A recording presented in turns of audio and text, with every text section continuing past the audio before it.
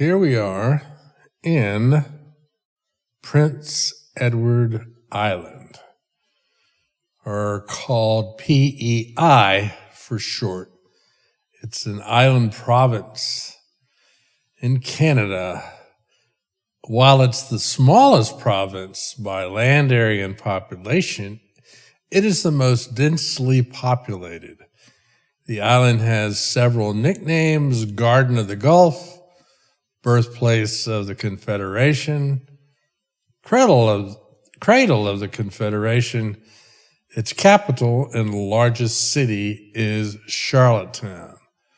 Now, one thing that is very famous and draws a lot of people to this island is the 1908 novel by Canadian author Lucy Maud Montgomery called Anne of Green Gables was based in this locale.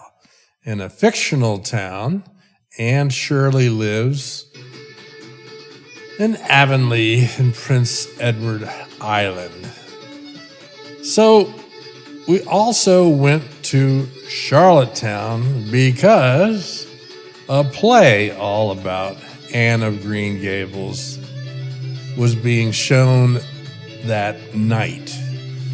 But before that, we enjoyed the sights and the sounds from our table at a outdoor restaurant, watching the local music and the local talent give us a free show. And we just tooled around and looked at different places, be it restaurants, be it lighthouses, whatever. We took it all in. Now, one thing that was very unusual about PEI is it was full of foxes. They were just all over the place. Now, this is a campground right on the northern coast of PEI that we stayed at. A lot of beautiful vistas. And here is a lighthouse there at the campground. The name of it eludes me. It has been 24 years since we were there. But you can find a lot of lighthouses, not only in Maine, but in New Brunswick, PEI, and you will find many lighthouses in Nova Scotia. This was a nice, pleasant campground. Now, I believe, as far as the lighthouse, it was called West Point Lighthouse of PEI. I finally remembered. And the park we stayed in, that we camped in, was Cedar Dunes Provincial Park, actually located at the west point of the island. Now, what we're looking at there in the distance is Nova Scotia. And this area is Broad Cove Beach in the Cape Breton Highlands National Park, Nova Scotia.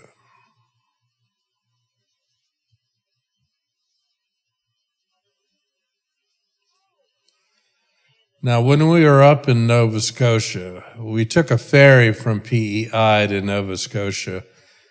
We went whale watching on a famous but retired racing sailboat. I had never been on a sailboat like this, and the captain of the ship gave us a really good time. We turned a whole lot of sharp curves while we were out there. We didn't see any whales, but that's okay. Now, this is a bunch of lobster cages, and we were there when lobster season was over. But this is just some more sights and different coves that we saw and we went to.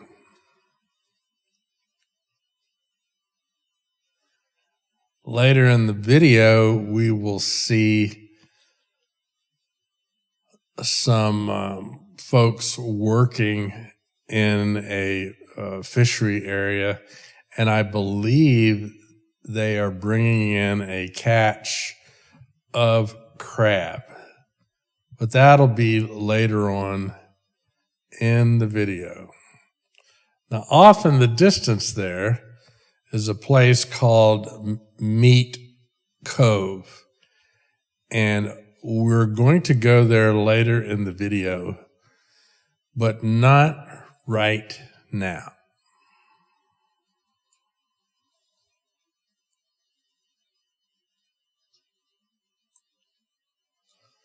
Just beautiful vistas, kind of a rugged, rolling landscape. This is the kind of vegetation you get and the appearance that you have when you think of the really harsh winters that Nova Scotia has.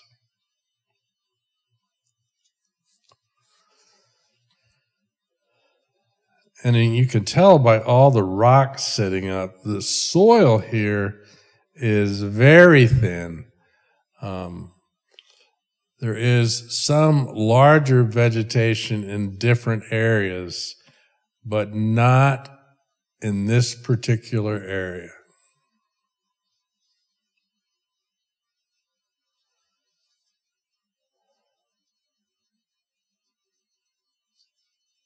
Just beautiful, serene landscape up in Nova Scotia.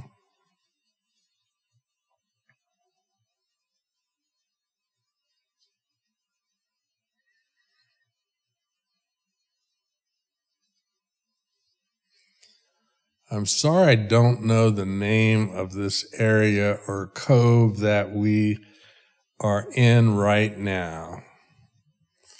Here is where we stopped and did a little filming of these guys sorting through and taking care of a catch of crab.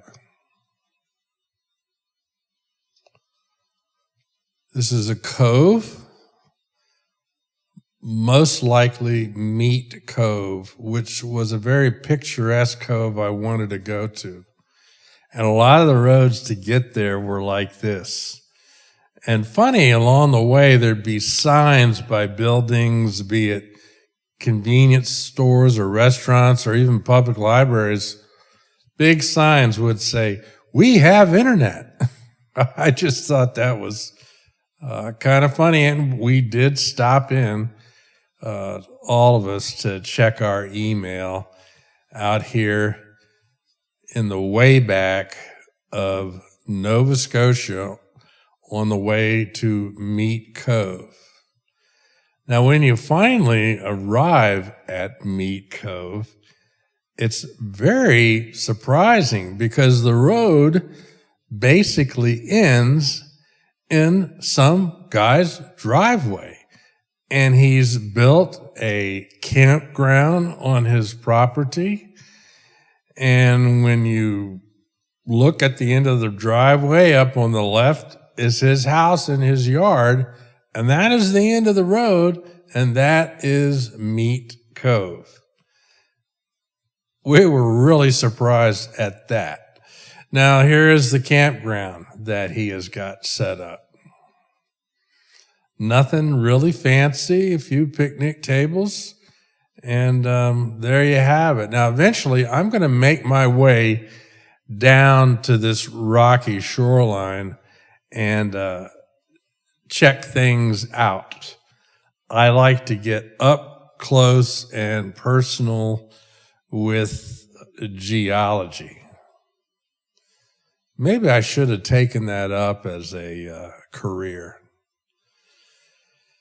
But I wound up being in things like forestry, surveying, and even medical research. I did a little bit of everything. I'm filming this from deep down in sort of a gorge, a canyon access area to the coastline. Now, I'm big into fossils and evidence of the past that you can find, and I was really amazed at some things that I stumbled onto on these huge broken pieces of slate. Now, when you look at this, it doesn't look like much, but when you get up close and look at it, it is like a fossilized area of cracked mud. Now, here is a fossilized area of what looks like ripples that you would find in sand. And it was trapped in time, a marine record. And here is another marine-looking area of sediment that was protected and fossilized as well. There's some more ripples there. And there's another big piece of what looks like cracked mud that was fossilized in situ. When you have sedimentary layers of stone that are found, they were laid down one layer on top of the other. And with time and pressure and heat, they turn to stone. So those rocks that we were looking at that had like the ripples and the shallows of maybe near a shore, it was buried subsequently by another layer and then fossilized.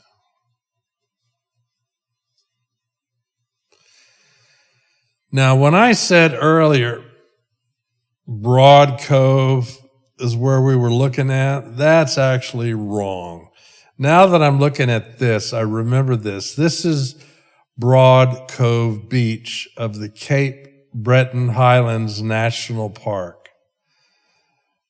And there is a campground near there. And it's rare to have beaches of sand on islands like Nova Scotia and New Brunswick and PEI. There was that one beach we looked at before. But this was one evening, and we had pulled over to take a look at things as we were on our way up into the highlands of Cape Breton National Park, Nova Scotia. And this is a typical view as you're driving along. Not only are you going to have coastline and views down at the oceans and the waterways, you're going to have views like this.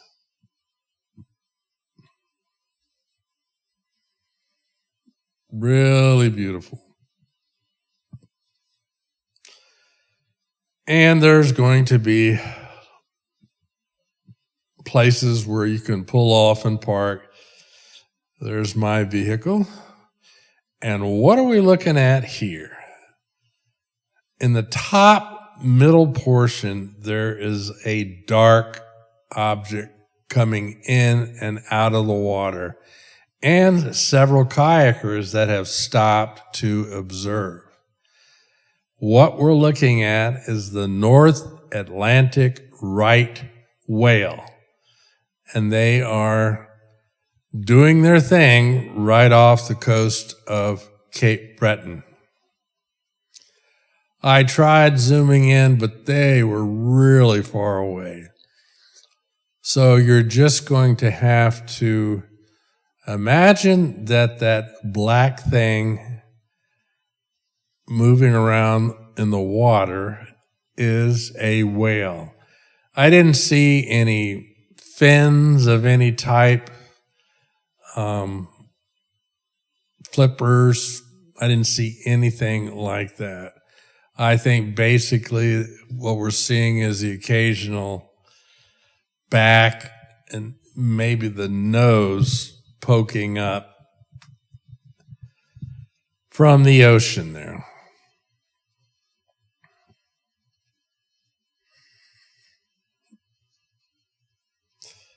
Well, from Cape Breton, we made our way to Halifax, which is a coastal city. It's got a lot of history here. The survivors from the Titanic were brought to Halifax. Listen to this guy here.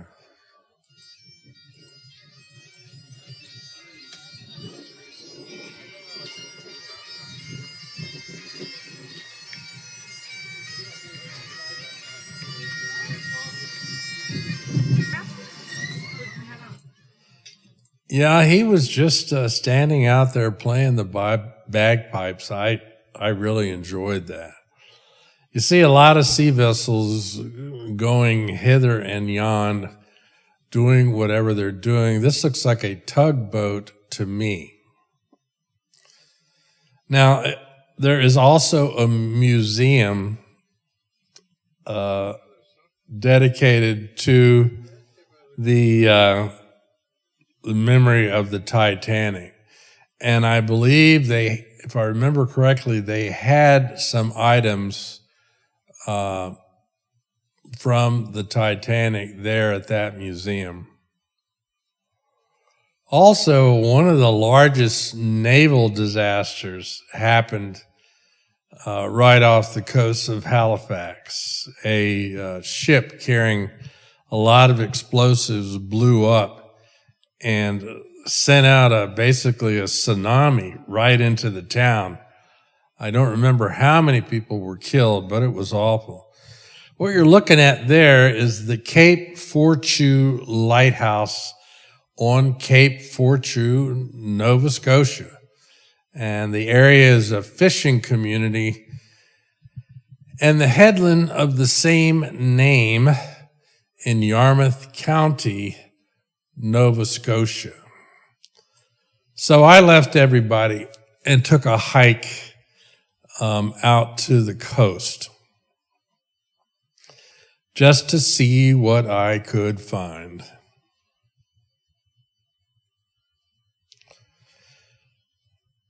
I discovered after this vacation that the battery attachment was not really stable enough to support you walking while you were filming. And that's where you're getting that artifact on the screen.